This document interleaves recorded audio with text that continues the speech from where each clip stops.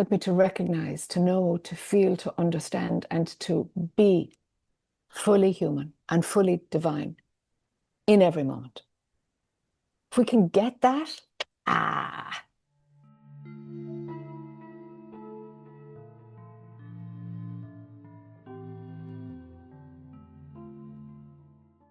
Welcome, my friends.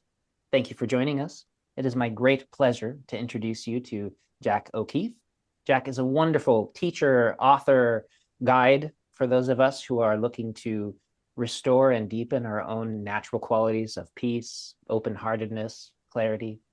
And I personally have benefited from Jac's work for well over a decade. And it is very exciting to me to have joined her Association for Spiritual Integrity. All of these links and connections will be down below. And I am very grateful to have the chance to offer up to you Jac O'Keeffe. Jac, thank you for joining us. Thank you, John. And thank you for joining us, whomever is listening today. May we offer something that is of use. May we be in service. May we be in service. Yeah. Spreading this quality of peace in a world often filled with chaos and discomfort. And there is a way through, there's a way free that's inside. Yes. Always accessible. Yes. And in fact, often I like to start these conversations with the question of what it is that brings you invigoration to do all of this work that you've been doing. Many of our peace activists and people who tend to tune into these, they often feel overwhelmed or hopeless or have that sense of fatigue where they say, okay, that's it. I've had enough. And often when I get to speak to people who are out there making change in the world, helping with the transformation process, they usually have this sense of, oh no, this is wonderfully powerful. There's something growing. And I'm curious to know what it is for you that you would offer up to the community. There's a little bit of a backstory to that question. Please. And I'm glad you asked it, actually. I do a lot of these interviews, but I haven't been asked that question before. So I like when I can put something new out there. Way back in my teens, one of the reasons that I wanted to get involved in spirituality, to teach religion as the language was in those days. And that's the reason I went and studied theology in university, theology and music. One of the reasons was I want to be an authentic religion teacher. I want to be really clear with my students what I've learned from experience and what's textbook. And I was very unhappy with our religion teacher at the age of 15. I went to the school principal to complain and say, like, she's teaching out of a textbook. She's like, this isn't okay. Like, we need to know what is authentic from her experience and what's not. And the principal of the school went, would you think of becoming a religion teacher? And I went, I wanted her to talk to her staff. And so she left me with that thought. And so I went on and with that motivation. And while I was in university studying theology, of course, you know, many things happened to make me see that religion and spirituality are extremely different. And this was about religion devoid of spirituality in university in Ireland at that time. And part of my breaking away from all things religious and spiritual was, oh, what was I doing thinking I can change the world? I can go out there and, you know, I'll be the face of authentic spirituality at 15. And I really got to see that naivete. It broke down and I was in a crumbling heap of tears. Like, oh my God, the world is like, I'm this tiny little speck of insignificance. What impact can I have? So I started getting interested in, well, what impact can I have? Actually, can I have no impact at all? On the bigger things, no, I have no impact. But where can I have impact? And so rather than kind of, you know, doing that for my life's work, when spirituality came along, it's like, oh my God, I'm outward focused and it's all inside. It's all inside. So along came the inner journey. And lo and behold, eventually, of course, how you spread that, how you serve, how you manage in the outside world, if that's informed by your spirituality, now you're in integrity. Now you're whole within yourself. But if it's not informed by your spirituality and it's this high ideal of changing the world, it's going to have minimal impact. And that's part of what oriented me towards the Association for Spiritual Integrity. That's wholly what motivated me to teach, is like, I will only teach what I know from my own experience. Only. Only. And so I got a chance to do that, I suppose, not being bothered by numbers or publicity, or I'm like, I completely switched off from it and dialed into the inside and took the next step and took the next step. And some of them were wise and some of them were very unwise. And that was my learning curve. And when I moved into being interested in spiritual leadership and what's the culture doing, it wasn't I want to change the culture. It's not that at all. It has come from an inner movement of where I feel compassion for my culture. I feel compassion for, how we bypass, how we that the culture has supported us to say the right thing rather than the honest thing. Sure. And I feel very strongly about promoting that honesty and setting up supports to support that honesty. How do teachers take care of their own needs? That's a huge one. Because if we don't take care of our personal needs, they get projected onto students, and that's when it gets mucky and abusive. And so, bigger scale, because the world is so much in need of peace at political levels, like may it ripple beyond spirituality into the global sector. I really feel, and I don't know if it's a blind spot or if I'm honoring my vision. I always feel like I'm honoring my vision until I go, oh, I have a little blind spot in there too. Yeah. Or a big blind spot in there. So at the minute, so I have to qualify it, So at the minute, what I am motivated to do is to help spiritual leaders to be better so that we can play a part in global politics in that arena. I don't see any spiritual leaders taking that step at the minute.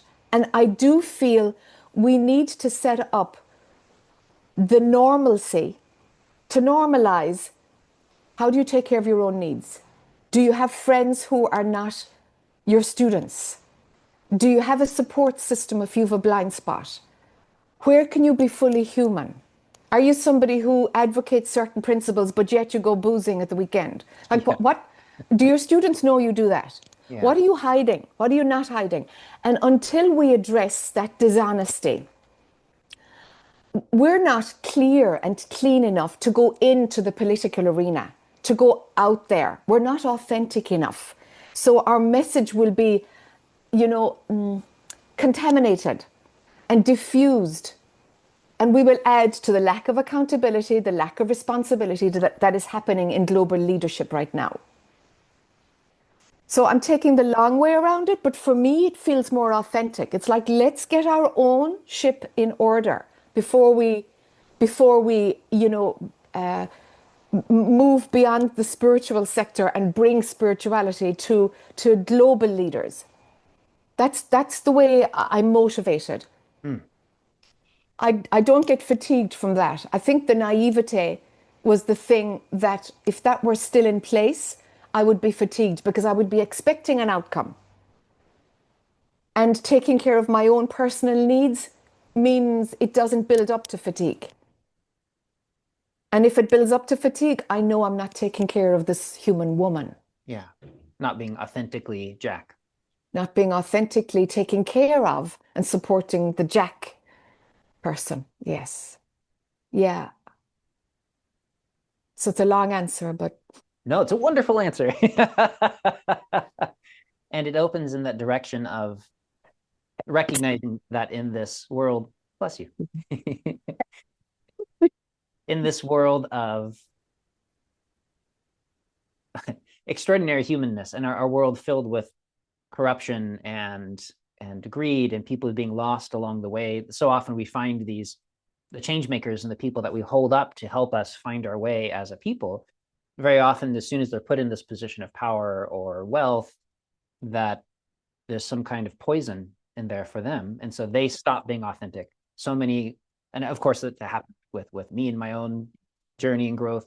You have this awakening, you want to do that, you get the bug of evangelizing, you want to help everybody. That turns into, oh, I'm a teacher. Uh-oh, now you're in this story, and it's so easy to be caught, and then you're injuring yourself along your own path and people around you. And we find it in the small level, we find it in the larger political level. And so to have people be authentic and go out there and to model that quality of That's authenticity right. and freedom. That's right. Mm-hmm. And while we're modeling the opposite, the ripple effect of that goes out because the spiritual leaders are potent. Energetically, we're potent. Therefore, we are more responsible than others. How we disseminate and how we manage the impact that we can have is really important. And that's karma making. You know, we have to be accountable and responsible for that. And if we can embody responsibility and accountability, the ripple effect of that alone, even if we don't go out there, the ripple effect of that will impact the global stage. I see that happening. I agree. Yeah, even Gandhi, as an example, Yes. he would describe these constructive programs and ways to make change at the larger level. And he described it as satyagraha, the soul force, that quality that comes from being developed and free within ourselves. That quality, that energy then is that which then heals the space around us and helps to help other people find that within themselves, and then it spreads out in a wave. And so even in Taoism, here we would call it the medicine. That Yes. quality that we cultivate from the inside, the medicine is the thing that heals us, it heals the space around us. It's not always a thing that we do, although that can be good too. But the quality that we have to share is something that comes from inside. And that's something that you personally help guide me in the right direction as well. And so again, I thank you. Not at all. Good, good. Yeah. Do you have recommendations for the people who are listening? Of course, it's hard to issue general recommendations to the public. But again, for those people who are looking to cultivate that quality of the medicine, that healing, nurturing quality within themselves, Yes. which direction would you point them in? Yeah. Radical self-honesty. I think it starts there. Would you agree, John? Certainly. Yeah. Yeah. I think radical self-honesty. And that means having a look to see if you're spiritually bypassing. And spiritually bypassing is, just for anybody who's not familiar with the term, is where we use a spiritual principle or a phrase or something that we know is true in the non-dual space, in the unified field space. In another lens of perception, it's true, but it may not apply to the human 3D illusory space. It usually doesn't. But we can grab that to place a blanket over what's going on in our humanness. And so our spiritual maturity helps us to be fully human and fully divine and beyond all of it at the same time. And at the beginning, well, for several years, but it does mark the first real chunk of your spiritual path. Is like, yeah, when I meditate, maybe I can get in there. Or if I do certain things, yeah, I can get in there. And then life begins and pop, I flip-flop. I'm back out again into the me story, and I'm believing my story, and I'm in it for hours. And then I remember again. So that, yes, it's like, oh yeah, of course. This is just a story, of course. So it's like that for many years, really, for most, I think, until we develop the capacity, the bandwidth to have both. And what some do is they don't have the capacity for both, but they go into the fully awakened state, deny the humanness, by using spiritual, well, it's not real, it doesn't matter. Oh, it's only a story. Actually, it needs to be fulfilled. It's a desire that needs to spin out. It's on your destiny to actually have this experience. And you're like, no, no, no, it's only a story. I'm denying it. Yeah. The deeper lens of perspective will always say this is a story. But some stories you have to go through and have the experience of in order to gain the wisdom, to clear out something.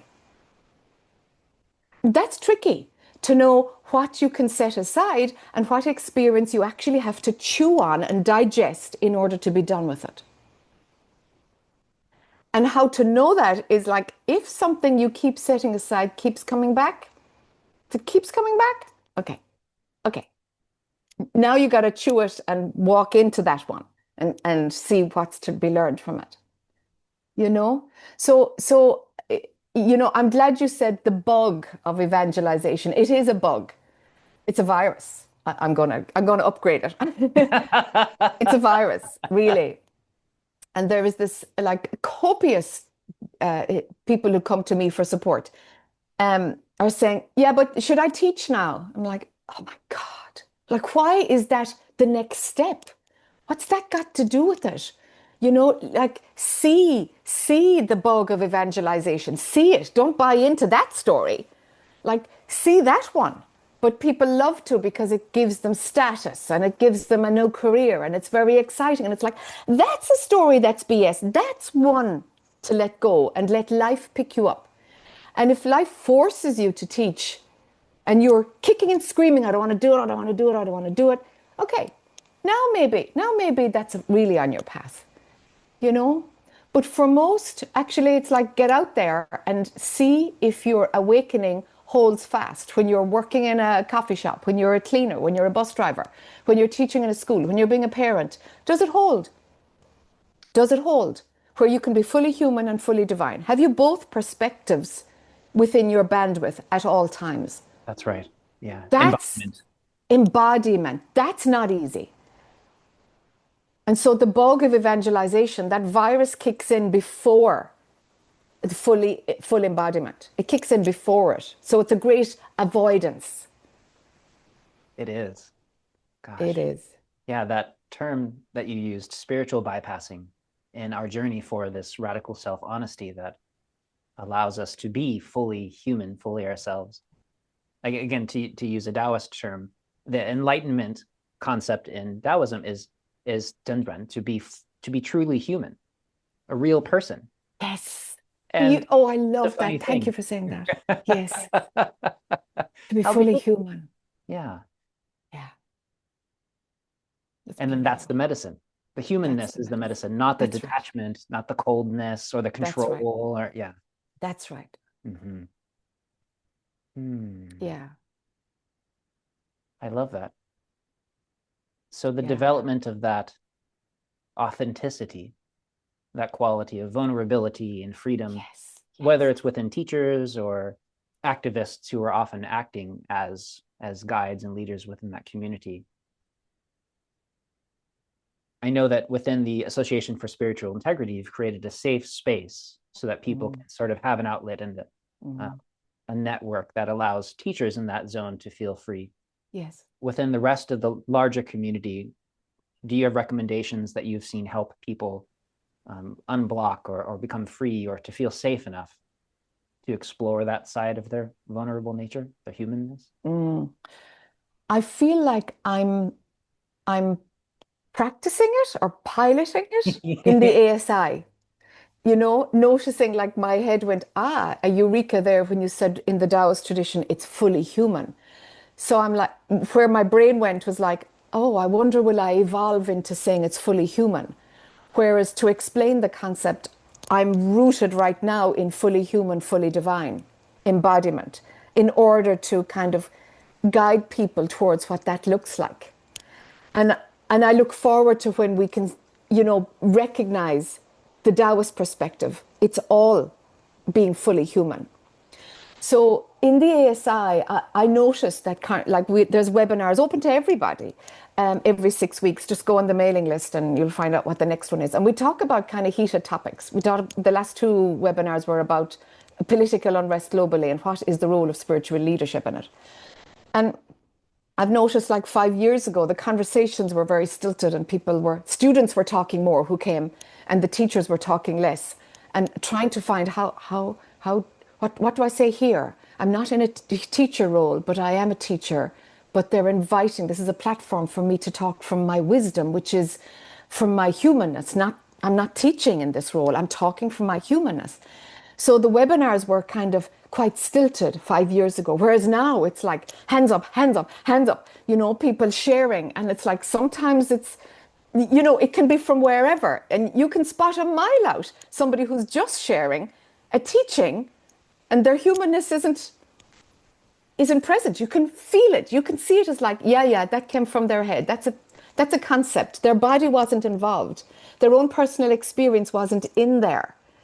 So at least there's a platform of where we can recognize, okay, like the depth and wisdom can be felt of where a spiritual leader or anybody who's done spiritual work can marry the teachings into their own life.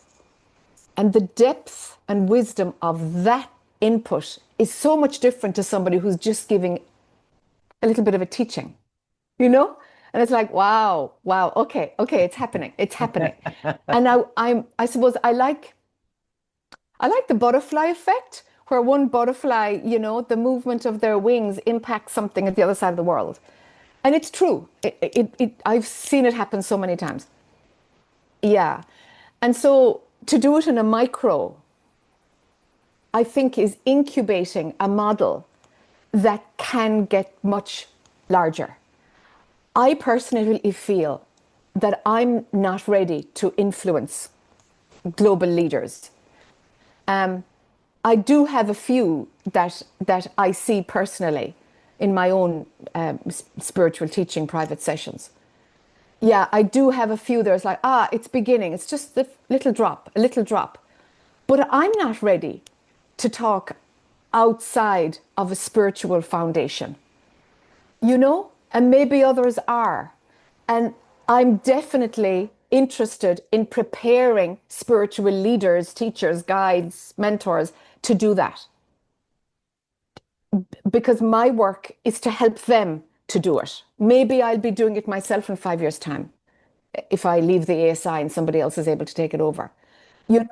So I'm seeing kind of the long term, that path could be there for me, might be there for me, might not be there for me. But I see where it's going. I can see where the butterfly effect, I can see where the impact is going to be over there as the butterfly is just coming out of the pupa. It's just beginning to stretch. And I'm like, yes, I know what I can see where it's going to be impacted. Yeah. Mm-hmm. So in one way, I suppose, I wish we were more advanced as a community of people who know that the inside is where authenticity is. I wish we were more advanced, so that we had this phase of it done, where we can integrate what we know in the inside with our normal human life. How can that become more real so that it's not the world outside and then my spiritual time? Like, yeah, what's your spiritual practice? When somebody says that to me, I'm like, oh, you mean when I kind of sit down and I shut off the outside world? Or like the spiritual practice that is every day, that's what I work at. That's the spirituality I work at. How can my spiritual practice be, seeping through me as I wash the dishes and I sweep the floor and make my bed? And like, how, like, what level of spiritual awareness is there then? And if I can do that 24/7, then I'll be somewhat ready to talk to spiritual leaders about waking up their spirituality and going into, I suppose, to inform spiritual leaders. What I would do, I actually, it's really interesting. It's like it's coming together in my head as I speak to you, John. What kind of magic do you have? What's going on there with you? What's he doing to me? A certain amount of tea. Ditto. My mug is bigger than yours. It is. Oh, man. Yeah. Yeah, we're tea drinkers in Western Europe. Yeah. I think what I feel, and I'm only just kind of cultivating the language for it, is that so much about our world, no, so much of our world is about transactions. I'll give you this, you give me this. I'll follow you and you give me. And, I'll vote for you and you give me. And something about that is there's a place for it. There are transactions, of course, but it seems to have bled right through to where everything has to have a gain. Everything. And I think that's what's going on in global politics. It's all transactions. There's nothing that houses and holds relationship for its own sake. Human to human for its own sake. We wouldn't have Gaza, that horrendous genocide going on right now. We wouldn't have it if there was a place in the psyche of our leaders to hold relationship without transaction. That's missing. Spiritual leaders have a part to play with that, have a part to play. And it comes right back to like somebody who's a parent or who drives Uber. It's like, okay, can I bring relationship into where there's transactions? Is it always a transaction? Can the relationship be solid and then there's a transaction on top? Or is it purely about the transaction? And if I don't get it, we're done. Mm-hmm. Do you know? I do, yeah. That's my approach for the global question at the moment. I'm sure it will mature and refine, but that's what makes sense to me. Yeah. What do you think, John? I think it's a wonderful way to identify certain markers that people can use to recognize their own growth or places that they still have an opportunity to heal. That, for instance, that transactional nature, that part of our nature that is based in fear or control or some kind of unmet need that allows us to still create these circumstances. Mine, pull out a mug twice as big as yours. Ha. Yes, yes, yes, yes. That thing of there it is. That quality. And so if we're still experiencing that, whether as teachers or just partners in a relationship, that then there's an opportunity for us to heal. It's a space for us to look at, for us to feel better, to feel less afraid, to grow as people, whether in our spiritual practice or as leaders in the community, for those people who might be listening, that it feels like such an opportunity to introduce this concept, especially in the culture that you and I grew up in, which is very based in acquisition and status and control. And that's right. And when that then permeates to the levels of our leadership, even the highest possible levels, such that it becomes a virtue. Because when we see our leaders modeling this quality of, I'm better than you because I have this, and you don't have, you will never have this if I have anything to say about it. Yes. And then that becomes the shaper of international dynamics and the conversations between nations. The smallest levels, like you're talking about, that butterfly effect, then working its way out to the largest levels. And if we can model those as leaders at the smallest levels, even within our own relationships, then it has to have an effect. It will. Each of us is so potent. Outside of the polling booth, like we are extremely potent in every minute of every day. We have personal power, and it is much more potent if we use it well than we imagine. I think so. Yeah. Oh, yeah. And you mentioned that the image of the pupa, the butterfly and the chrysalis, and it always reminds me of the old alchemical phrase, salve et coagula, the old Latin of first you dissolve and then you reshape. And so in the chrysalis, for people who haven't looked that up, it's worth checking out that this creature dissolves completely. Complete mush. It's complete mush. Amazing. In the middle of a pupa. Yeah. That's right.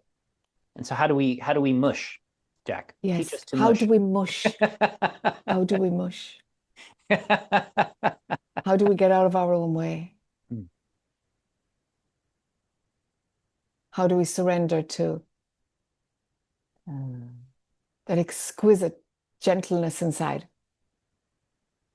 And it's not a one and done, it's an ongoing practice to get out of our own way, you know? And sometimes we need to surrender to somebody on the outside because we're not ready to surrender to that which is inside. But it's only a mirror, you know, it's only a mirror, you know?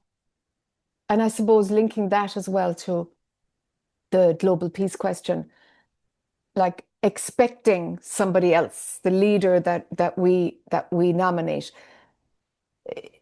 or not nominate, but the leader that we have, We have. the leader that we have, expecting them to do everything. It's like, do we have a micro of that in our devotional or following a spiritual leader? Is that being modeled? Is that a butterfly effect too? And may we have the wisdom within the spiritual sector to know that whatever deity it is, you know, or spiritual leader it is, you're using them as a mirror till you know that the truth is inside you, till you trust and fall into that. And be prepared to get it wrong loads of times, because that's how you grow. That's how you'll cultivate wisdom, you know? And so, like, projecting a parent, a deification on a leader, you know, and maybe we stop doing that. What would it be like for us to be adults? They're adults, we're adults. And can we, that's the aspect I wanted to pull back into the personal potency. It's like, if we give the potency and project it onto something else, spiritually, politically, what are we denying here? What are we denying?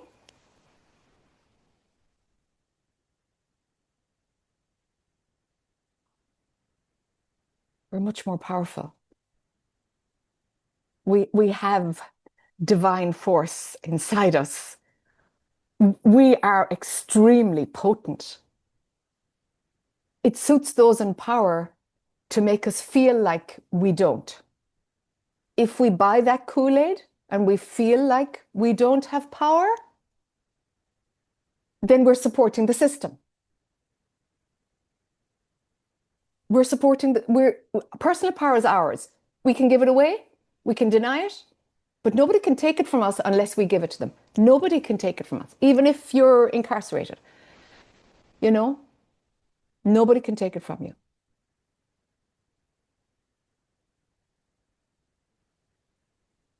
Awakening as revolution.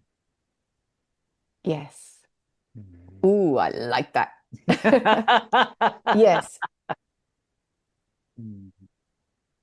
Yeah. No, you know, like Nelson Mandela, Mahatma Gandhi, Martin Luther King, spiritual leaders bringing their, you know, embodied understanding into the political arena. That's what makes real change happen from my perspective. It's like that's what works. And each started with a very small group. And Nelson Mandela spent 20 something years in prison, 26 or something years in prison, never lost his personal power. Amazing. Never lost it. Hmm. So there is no reason to surrender your personal power.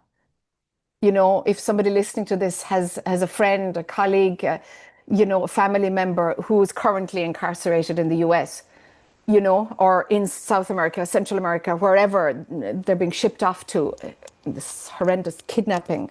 Yeah, it's terrible.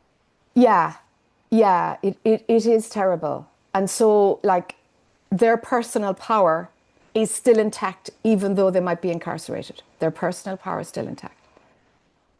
You know? Yeah. Even in the case of Master Mandela, we have Yes. the quality that he will say that this personal power developed and grew and became more a part of him in that terrible situation. Yes, So that's right. yeah, That's right. existence. That's right. Mm-hmm. That's right. But if you fall into they're taking my personal power, then you'll get angry and bitter and just bringing toxins into your own body mind mechanism, you know? Mm-hmm. Ah. Mm.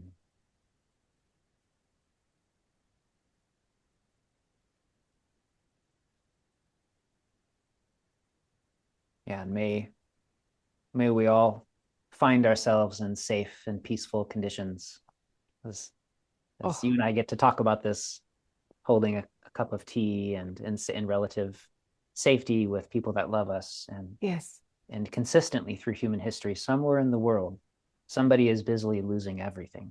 that's And right. to be able That's right. to, speaking of spiritual bypass, it's so common to sort of use some quality of seeing through the day-to-day illusion in order to be able to say, well, that's just, you know, I don't have to feel that because it's just the Yes, illusion. It's Maya at play. And yes, it's not untrue, but there's yes, also another truth that to our open-hearted quality to recognize that there are families being torn apart. And yes, and I don't mean to traumatize people by talking about those things, but by holding that at the same time that we hold the clarity of the nature of the larger universe yes. and the emptiness behind all of that. The emptiness behind all of that. Yes. It's At the all same time. at the same time. Yeah. Yes, And again, to yes, use that a Taoist metaphor, the characters for certain like the immortals that we talk about, that the character is the person who is a mountain that which is grounded, nothing more grounded, but touches the heavens, is in the heavens at the same time. It's the space between. And to hold that quality of being truly human encompasses both the big-heartedness that happens as we release and clear ourselves, and the clarity of the nature of being, and swinging or holding both qualities of the great emptiness and uh, being in love with the whole world. And how do we cultivate that space? Mm-hmm. yes. Gosh. And you're doing your part, you know, and those who are writing books about the importance of that embodiment, you Mm, know, that uh, how you show up in the world and having conversations like this helps. mm. This helps, you know. Yeah. You are One, doing something. one conversation at a time. It's always how movements start. It's Mm. one by one. One by one. Yes. Mm-hmm. Rosa Parks was one woman, Amazing. Yeah. one woman. And she was a part of a larger groundswell of people that were planning and talking about it, Yes. and a So she got the family. timing right, That's right. Yeah. unbeknownst to herself, you know, the timing was right. Yeah. And I do believe the timing is right for for for what we're speaking about, you Mm-hmm. know, Mm-hmm. for spiritual leaders to get our act together and for people who are not called to spiritual leadership to get their act together and feel the potency of their own personal power without it being ego based in a perspective of honoring your humanness, you know, focus on relationship more than transaction. Where there's transactions, place a little bit of attention on the relationship at the same time, you know. These things make a huge difference and they're very small acts. It's the one person, the one little thing, hugely potent, not to be underestimated, really. Like they're hugely potent. And that's what makes up a larger wave, is single droplets. We're Yes. part of that quality. And none of it Yes. has anything to do with us, but at the same time, we are making that quality available in the larger world. Yes. Mhm. Well, and I think that answers the very first question that I had for you about how you find hope in these larger times of distress. People who that I work with regularly who are, up to their eyeballs Yeah. in genocide or really Yes. stressing things. And in Yes. that space, it's really hard to see anything else. in part because they're looking out instead of finding how to find inside. Yes. But having your voice out there, sharing and helping people connect and connect to themselves, connect to this larger quality of authenticity and the truth that we're seeking, because it's the truth that has power in the world. Everything else is illusory and breaks apart. That's why no regime ever lasts forever, because it tears itself apart from the inside. Yes. But movements based on truth and wholesomeness and interconnection, those last and become a larger and larger groundswell. They do. Mm-hmm. They're They wise words. They do last. Mm-hmm. That's that arc of justice. Yes. Yeah. Yes. And I'd like to know, John, where you sit around hope. I I do what I do, but I don't seem to I know what's possible. And then I'm curious to see what happens. And if we're screwed and we've, you know, destroyed the planet beyond, Could happen. yeah, I have space for that too. If the planet just gets rid of, you know, 6 billion of us, because we're too toxic. Planet will survive and some other form of consciousness, well, the current forms of consciousness that are not human beings, it'll be their domain, to see how that evolves. That might happen. That she, yeah, as you just did there, flicks us off. That might happen, and I'm okay with that too. It's like if I had small children, would I be okay with that? I imagine I'd find a way to work through it, but I don't have small children, so I do hold space for for parents who say, "Ah, I don't mind, like, but being wiped out, but it's my kids. I want so much more for them, and what has my generation done to the living environment, you know? Um, yeah, that's something to work through because it'll bring you into a freeze response unless okay, what do I need to do inside me? Do I need to make amends? Do I need to just be better? Do I need to let go and be curious to see what is the play of consciousness going to happen here? And I will not opt out. I will play my part, even if the play of consciousness is that, you know, where I live goes underwater and that's the end of it. Or like, let's be real, let's be adult about this, Absolutely. you know? Mm-hmm. And there's a surrender in that, but be adult and surrender.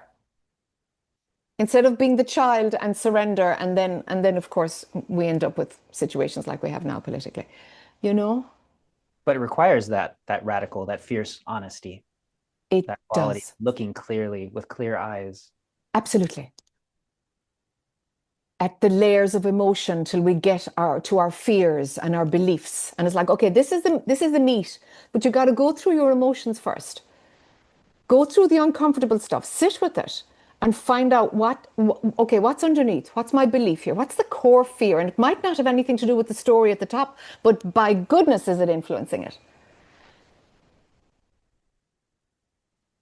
Yeah, and in this question about hope, it is true that at different qualities and layers of our own development, hope as an idea of a thought that encourages me that I can get this thing someday, that sort of passes away, and instead you become motivated more by this um, um, upswelling of compassion and love and action that comes from inside you that you have no mental relationship with. It's the thing that happens through you. And so I feel like within traditional Buddhist training, we'll talk about um, there are certain qualities required that help people through phases of their meditation training. And that idea of trust or hope or faith, that thing, Yes, that is a thing that at first it's externally motivated. yes, And I know so many activists and people around me, they're really looking for that because they often, once they awaken to the difficulties of the world, they say, okay, I'm going to help. And then they yes, look around and like, wow, this is a mess. I yes, can't do anything. And they become mm, unactivated. They give up very quickly. Yes. And so offering that in the beginning, and then recognizing that eventually through skillful means and these things, that something is released there and you find a different source. Yeah. And that's again, that power, that's the medicine. It heals us. It heals that quality of our mind. And I say that, of course, it sounds really easy because I also don't have kids. I'm not in a situation where somebody's trying to hurt me right now. And so this is the easy side of talking about that. Yes. And at the same time, to be able to find that quality inside that lets us know and to viscerally experience the quality that love and compassion, it doesn't just heal us, which it clearly does, but it also is beneficial. And if you watch those changes happen through you and around you, then that becomes the motivating force, which may be very pleasing to the mind, but it's not why it's happening. It's happening through you and to you as much as to the space around us. And so just to answer the question about how I am about hope, hope as an idea, I feel like is something that is really important medicine at a certain point. Like the hearing about the Four Noble Truths in Buddhism to recognize, wow, okay, there really is a way out of this. Oh, what is this pain that, and recognize, Yes. oh, there are people that got out of it. Okay, I can Yes. do this. Yes. Until eventually it's inside, and then you That's become right. an engine. That's Mm-hmm. beautiful. Mm-hmm. I learned this stuff from you as much as anything else. I'm just No, I'm hearing plagiarizing. it for the first time. Oh Yeah. my gosh. Yeah, Hmm. beautiful. So in general, because I know that you share so much of your time and energy with the community, and I see you teaching all the time and changing directions and trying new things. And Yes.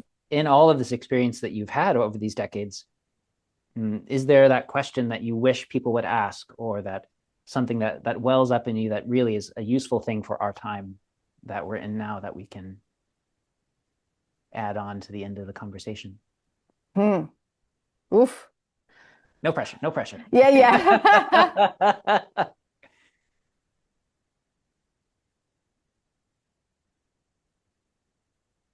Oof. I think I'd have to reiterate something I said already. You just sit with that. Something that's useful.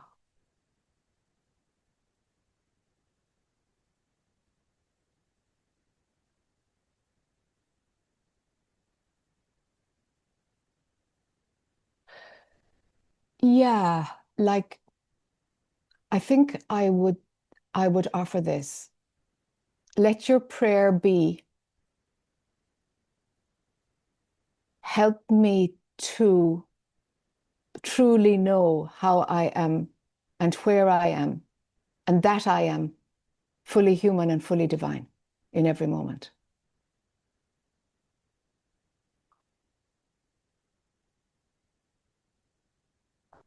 I think that's what underpins a lot of what we spoke about.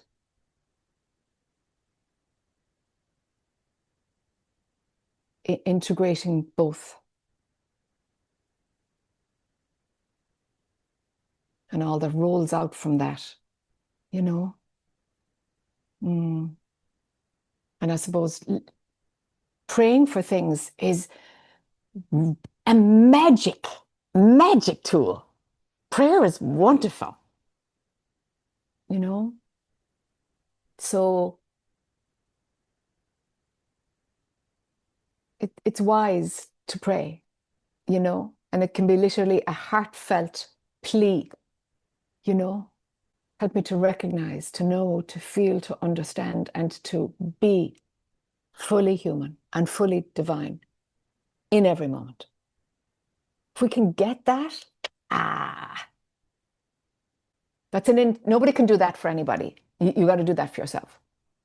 Whatever the road is to get to that place of holding both all the time, you know? Because then you're whole. You feel whole, you know? There's compassion and love from your divinity towards your humanness. there's devotion and surrender from your humanness to your divinity. Oh, and there's such a sense of belonging. Something is at home.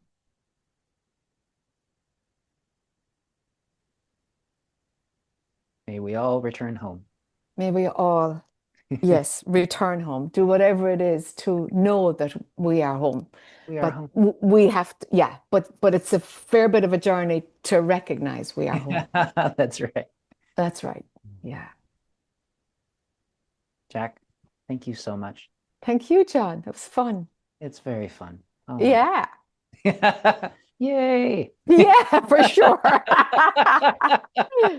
Yeah.